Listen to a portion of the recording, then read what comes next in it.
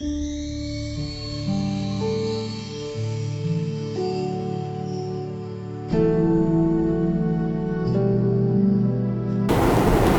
बुद्धाय। सबसे पहला हमारे गुरु बंते स्मरण करते हैं, क्योंकि उन्होंने मुझे प्रवज्जा दे दिया, धर्म सिखा दिया। भगवान बुद्ध जी का धर्म का श्रावक संघ का शरण दे दिया, मुझे सब कुछ दे दिया। इसीलिए हम सबके तरफ से हमारे गुरु बंते का चरणों में कोटि कोटि प्रणाम है। साधु साधु साधु। श्रद्धावान पुण्यवान उपासक उपासिका ने, हम लोग सोचते हैं हमारे बच्चा लोग, हमारे मम्मा पापा, हमारे पति पत्नी, हमारे दोस्त लोग, हमारे भाई बहन लोग के साथ एक साथ निर्वाण पाने के लिए, है ना, एक साथ देवलोक में जाने के लिए, एक साथ धर्म अभ्यास करने के लिए सोचते हैं। हम सबको ऐसे कर सकता है तो अच्छा है, लेकिन ऐसे नहीं हो रहा है। देखिए, संसार में हम लोग कहाँ से आया है कि हम लोग को पता नहीं।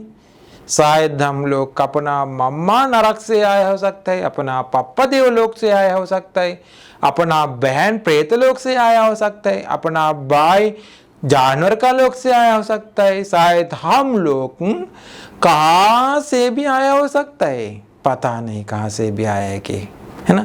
अलग अलग दुनिया से आने वाले लोग के बीच में हम लोग को एक बार वापस ऐसे हम लोग मिला। संसार में भी हम लोग कैसे मिला, वापस हम लोग कैसे मिला।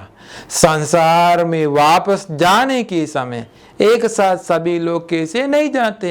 शायद घर में मम्मा पापा से कोई भी नरक में जा सकता है, किसी ने प्रेत लोक में जा सकते है, किसी ने जानवर का लोक में जा सकते है, किसी ने ब्रह्म लोक में जा सकता है, किसी ने देवलोक में जा सकते है, किसी ने वापस मनुष्य लोक में आते हैं।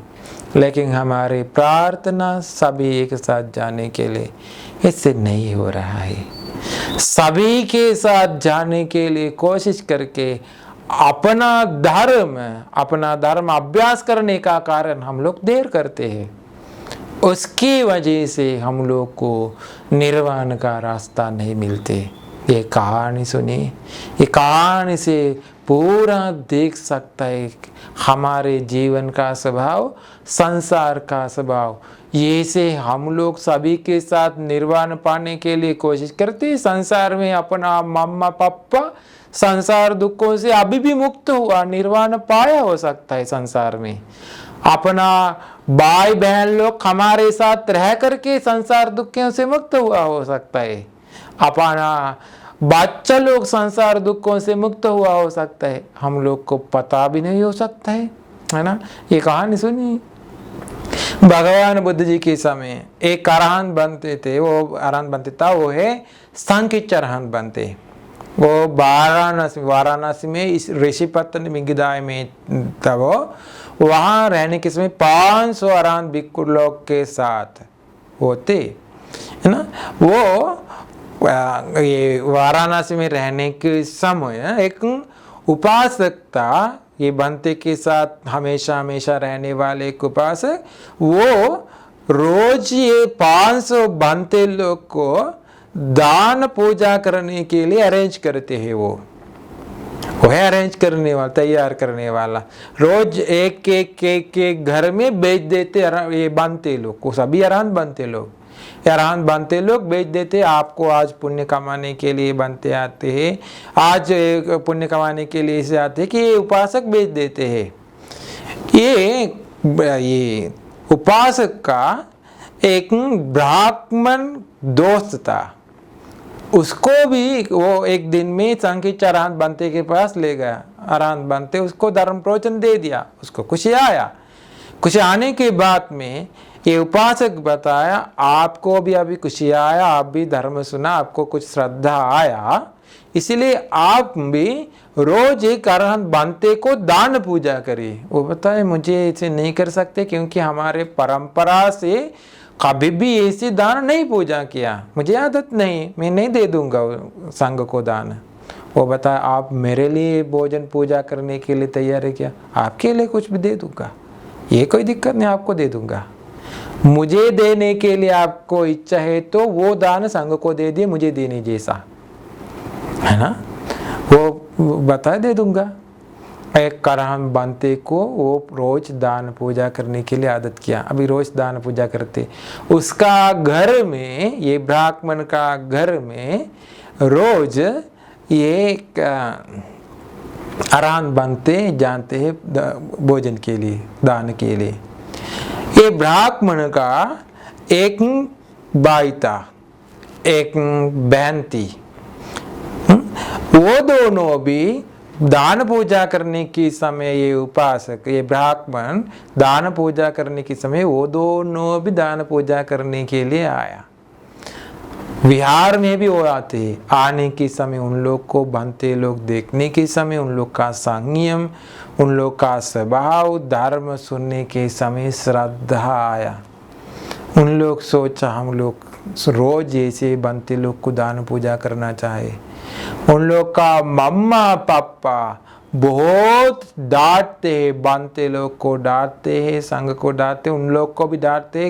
क्या करते आप लोग, ये ब्राह्मण है ना, ये संघ को दान पूजा करते हैं, ये श्रमण गौतम का ये शिष्य लोग को दान पूजा करते, क्या करते, डांटते हैं। बहुत ही डांटा, अपमान किया, निंदा किया उन लोग को।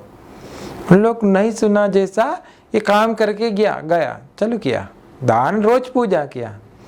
ये बेटी के साथ शादी करने के लिए एक लड़का ढूंढ लिया। ये लड़का अब ये बेटी के साथ शादी करने के लिए तैयार है। वो लड़का भी ले गया अरान बनते के पास धर्म सुनने के लिए। लड़का उसको इच्छा आया मैं शादी करने के ज़्यादा अच्छा है, प्रौज्जा हुआ तो ये संसार दुखों से मुक्त हो सकता है कि वो प्रौज्जा हुआ। अभी ये मम्मा पापा बेटी को भी, दो बेटा लोग को भी बहुत ही डांटते, अपमान करते, निंदा करते। क्या किया, लड़की को शादी करने के लिए एक बच्चा लाया, वो भी उसको भी प्रौज्जा दे दिया। अभी उसके साथ शादी करने वाला कौन है, है ना। ऐसे डांटते, बहुत डांटते हैं। अभी देखिए पुण्यवान कौन है, कहाँ से आया पुण्यवान वाला, है ना, उसके साथ शादी करने के लिए आया, वो प्रौज्जा हुआ, कहाँ से आया।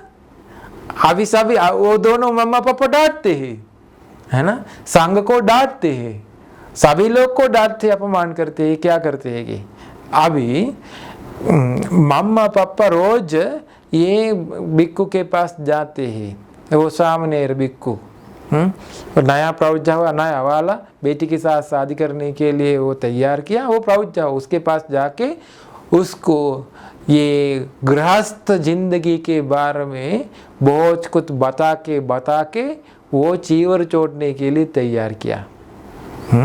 वो एक बनते सामने सांकित चरहान बनते के पास गया, जाके बताया बनते जी ने मुझे चीवर चोटना चाहिए। मैं क्यों, मम्मा पापा बताते हैं घर में आइए शादी करिए कि बताते हैं।